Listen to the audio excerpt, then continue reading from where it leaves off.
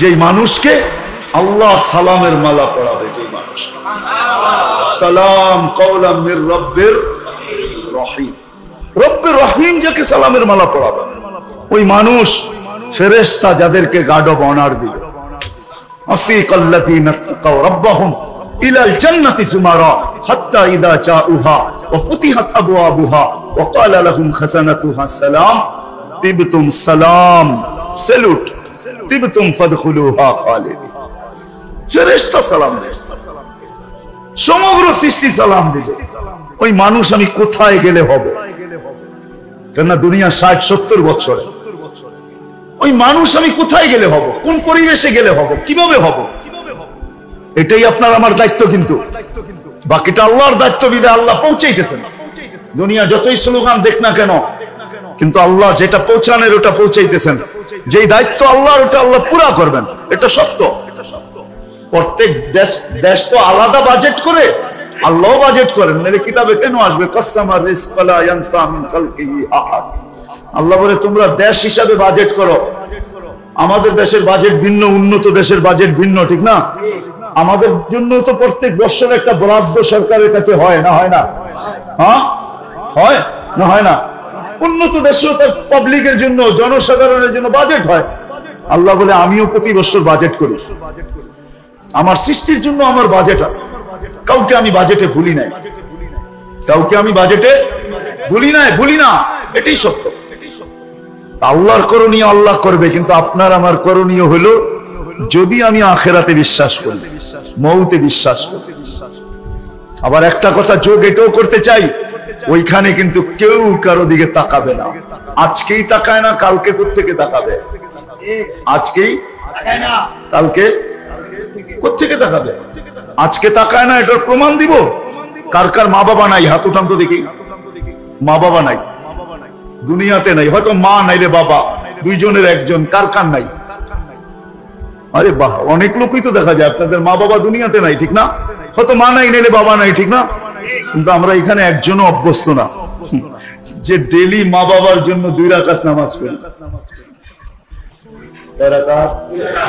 Daily চাই মা নাই তো মার জন্য পড়ি, চাই বাবা নাই তো বাবার জন্য পড়ি, চাই দুইজনেই নাই দুজনের জন্য 2 রাকাত পড়ি। এখানে একজনও অভ্যস্ত না। কি পড়েন? আজকেই তো স্মরণ করেন না, কালকে কোত্থেকে করবেন? আজকেই তো করি না, ঠিক না? কেউ অভ্যস্ত না, একজনও হাত উঠাইতে পারবেন না। পুরা বৎসর বাদ দিলাম, আপনি যদি বললেন পুরা বৎসর পড়ি নাই, এটা পড়লে তো নফলই হবে। রমজানের অপেক্ষায় ছিলাম, রমজান যখন আসে তখন আমি ডেলি 2 রাকাত পড়ি। ওটা তো ফরজের সমমূল্য পাবে, সমমান পাবে, ফরজের সমান ওজন পাবে, মূল্য পাবে। রমজানে পড়ি, পুরা রমজানেও একজন পড়েন নাই যে 2 রাকাত করে মা বাবার নামে, একজনও নেই। কেন? চিরাগ হয়ে গেলেন? এখনই যখন স্মরণ করি না, কালকে কোত্থেকে করব? 1 মাসই যদি করতাম। আচ্ছা 1 মাস বাদ দিলাম, বেজর 5 রাত্রই যদি করতাম, 21, 23, 25, 27, 29, বেজর 5 রাত্রের যে কোনো রাত্র লাইলাতুল কদর হবেই হবে, এতে কোনো মিস নাই। যদি আমি 5 রাত্র পড়তাম, তাহলে যে কোনো রাত্র লাইলাতুল কদর হইতো। তাহলে আমি বুকে হাত রেখে বলতে পারতাম, আমি 5 রাত্র পড়লে কি হবে? লাইলাতুল কদর যে রাত্র হয়েছে, ওই রাত্রে 83 বছরের নফল ইবাদত আমার মা বাবার নামে লেখা হয়েছে। এরকম তো একজন নাই যে আমি 5 রাত্র পড়ছি। আজকেই যখন স্মরণ করি না, কালকে কোত্থেকে করব? কোরআন তো এটাই বলে, কুল্লু মরিইম মিনহুম শাআনুন ইউগনি উজুহু ইয়াওমাইযিন মুসফিরা যাহিকাতুন মুস্তাবশিরা ওয়া উজুহু ইয়াওমাইযিন আলাইহা গাবারা তারহাকুহা কাতারা উলাইকা হুমুল কাফারাতুল ফাজারা। কালকে তুমি এত ব্যস্ত হবে যে তুমি কারো দিকে চোখ উঠায় তাকানোর সুযোগ হবে না। তুমি তো তোমাকে নিয়ে ব্যস্ত হবে।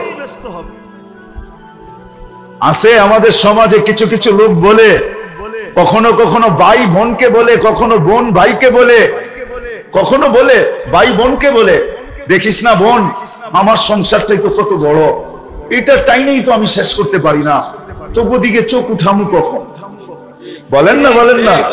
আবার বইনো বলে আমার সংসারটাই তো দেখোস না কিরকম, মন তো চায় কিন্তু আমার সংসারটা দেখোস না, আমি তবু দিকে চোখ উঠামু তো উঠামু কখন? দুনিয়ায় প্রমাণ আছে, আর কিয়ামতের দিন তো কিয়ামতের দিন, ওই দিন কেউ কারো উপরে চোখ উঠাবে না। সত্য এটাই, আমি প্রমাণ দিলাম। আজকে যখন উঠাই না, কালকে কোত্থেকে উঠাবো? আসেন, সেখানেই নিজেকে মানুষের মতো মানুষ গড়ে যেতে হবে। শুধু মানুষ জন্ম নিলে হবে না, অস্তিত্ব নিলে হবে না, রব্বে কাবার কসম, নিজেকে মানুষের মতো মানুষ গড়ে যেতে হবে। যদি যেতে পারি তাহলে আমি এটাও আপনাদেরকে শুনাইতে পারি, দুনিয়ার মানুষ যেমন কবরস্থানে দেখ না কেন, জানাজা নাই পড়ুক না কেন, বহুত মানুষ আছে জানাজা পড়ার সুযোগ হয় না। হ্যাঁ, বেওয়ারিশ লাশের জানাজা কে পড়ে, ঠিক না? 2020 তো আমাদেরকে চোখে দেখায় দিল, ঠিক না? হ্যাঁ, ব্যক্তিত্ব ছোট হোক আর বড় হোক, 4 জনের বেশি কারো জানাজায় লোক ছিল না, ঠিক না? ইল্লা মাশা আল্লাহ, ইল্লা জুবায়ের আনসারীর জানাজা ভিন্ন, ঠিক না? ওইখানেও বলা হয়েছিল 4 জনই পড়বে। কয়জন? 4 জনই। 10 মিনিট আগেও দুনিয়া জানে 4 জন পড়বে, কিন্তু 10 মিনিটে যে 10 লক্ষ আয়া পড়ছে এটা কে জানে? আমি তো বলি ওগুলো একটা মানুষ ছিল না, ওটি ফেরেশতা ছিল। ওটি কি ছিল? মানুষ ছিল না, নাহলে 10 মিনিটে এত মানুষ আসে কি করে? এত মানুষ আসার কথা না, ওগুলো ফেরেশতা ছিল। এই জন্যই তো পুরা গ্রামের ভিতরে কোথাও খুঁজা করুন আর কোনো ঠিকানা নাই। পাইছে? হ্যাঁ পাইছে। গ্রামের মানুষ তো আসেই নাই, করুণা ছড়াবে কোত্থেকে? গ্রামে আসছে তো ফেরেশতা, আসছে তো, ওটি আসছে স্রোতে, গেছে স্রোতে। আল্লাহ দেখায় দিয়েছেন মানুষের মতো মানুষ যদি গড়ে, তাইলে আমি তাকে 4 জন দিয়া জানাজা দেওয়া পছন্দ করি না। আমি তোমরা জানাজা না দিলেও আমি তোমাদের রূপ ধরে ফেরেশতা পাঠাবো, আর লক্ষ লক্ষ তাকে জানাজা দিয়া কবরে। সে মানুষের মতো মানুষ গড়ছে নিজে। সত্য তো? অনেকগুলো জানাজাই আছে 2020-এর। আমাদের তো তোফাজ্জল হোসেন হবিগঞ্জি রহমতুল্লাহ আলাইহি, যারা হবিগঞ্জের আছে এরা বলতে পারবে 1.5-2 কিলোমিটার পর্যন্ত জানাজা গেছে। আমাদের আশরাফ আলী সাহেব রহমতুল্লাহ আলাইহি কুমিল্লার যে ছিলেন, ওনার জানাজা কত লম্বা, তত করোনায় মারা গেছেন, করোনার সময়। তো সত্য এটাই, এটাই আহমদ ইবনে হাম্বল রহমতুল্লাহ আলাইহি বলছিলেন যে আমাদের জানাজা বলবে আমরা আমাদের পরিচয় কি, আমাদের, আমরা বলবো না আমরা কে, কিন্তু আমাদের জানাজা বলবে আমরা আমরা কি বা কে, আমাদের জানাজা বলবে। বাস্তবিক সত্য এটা। কিন্তু তাছাড়াও তো বাংলাদেশের বহু বড় বড় ব্যক্তিত্ব মারা গেছেন করোনার সময়, শুধু জানাজা কয়জন দেখেন না আপনারা ভিডিও? দেখেন না? এমনও লোক মারা গেছে, নাম বলবো না, পুরা সমস্ত শ্রমিক যদি জানাজায় আসতো তাইলেও 1.5-2 লক্ষ হয়ে যেত, ঠিক না? শুধু শ্রমিক আসে, ঠিক না? ওইখানেও কয়জন?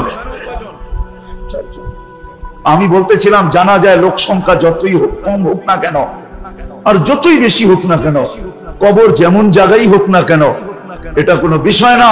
যদি গড়ার মতো গড়তে পারে তাহলে কবরের পাশে লাশ যাইতে দেরি, কবর চিৎকার দিয়া বলতে দেরি করবে না, ইদান উহাব্বিলু লাকা বাতনি খাদরা, ইদান উহাব্বিলু লাকা বাতনি খাদরা।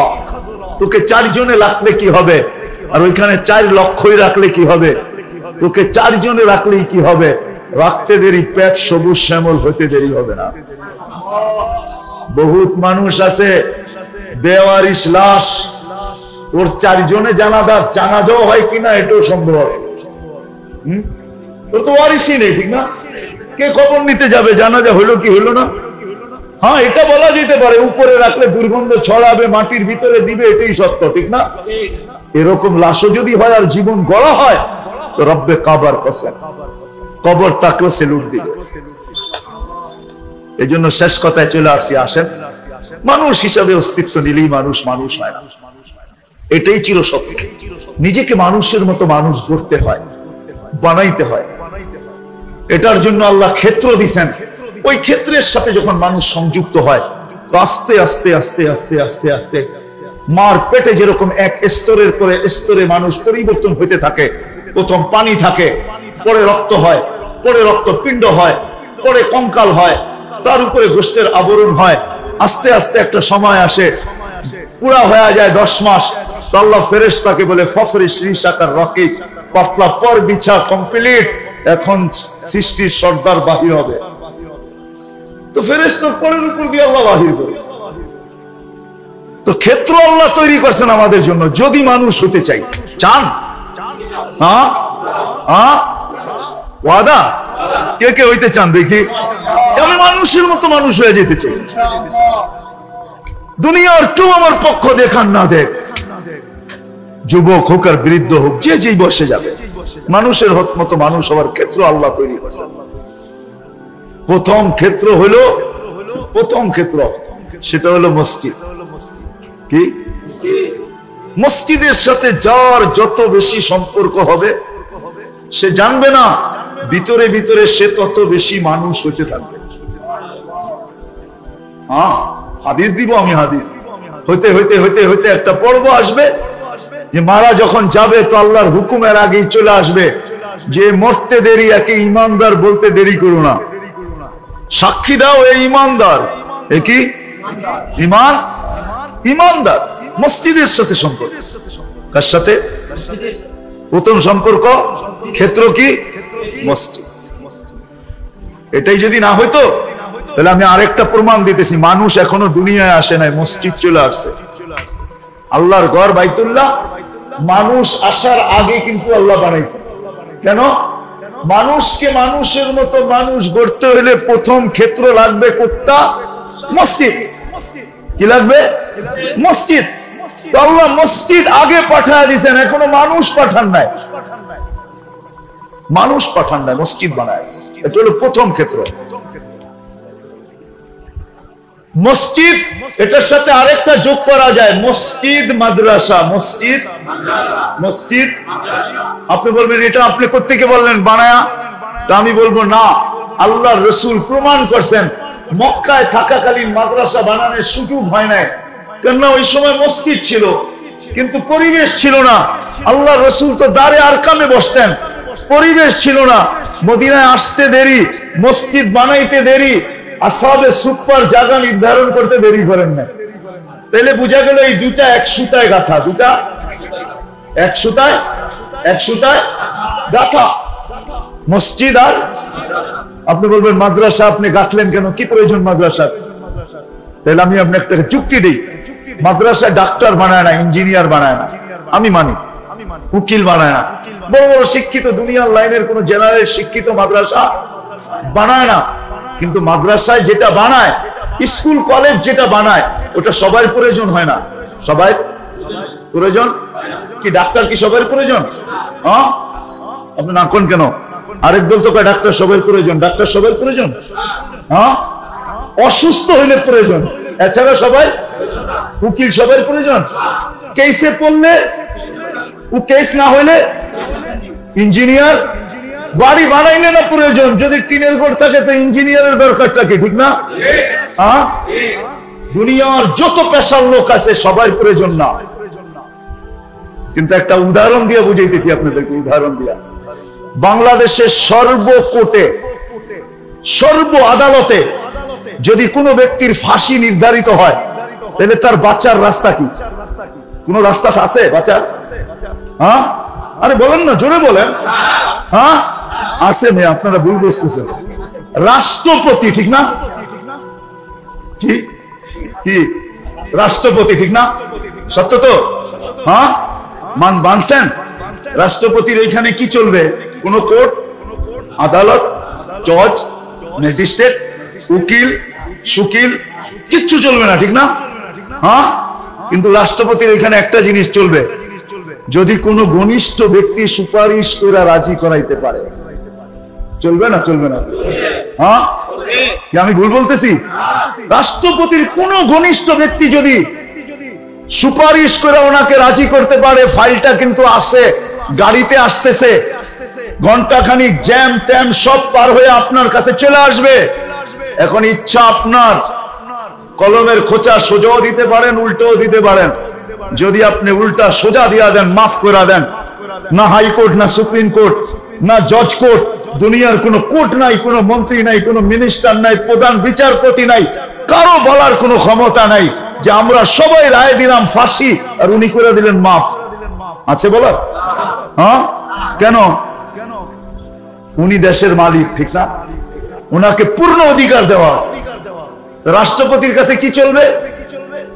সুপারিশ। কি? আরে মানে বোঝেন না, কি চলবে? এটা কি দেখায় তো হবে না, ঠিক না? কি হবে? গোপনে গোপনে হবে, চুপে চুপে হবে, ঠিক না? ওটা করবে কে?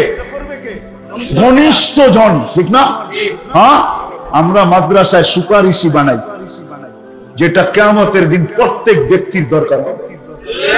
এই জন্য আমি মসজিদের সাথে মাদ্রাসাকে জুড়ছি।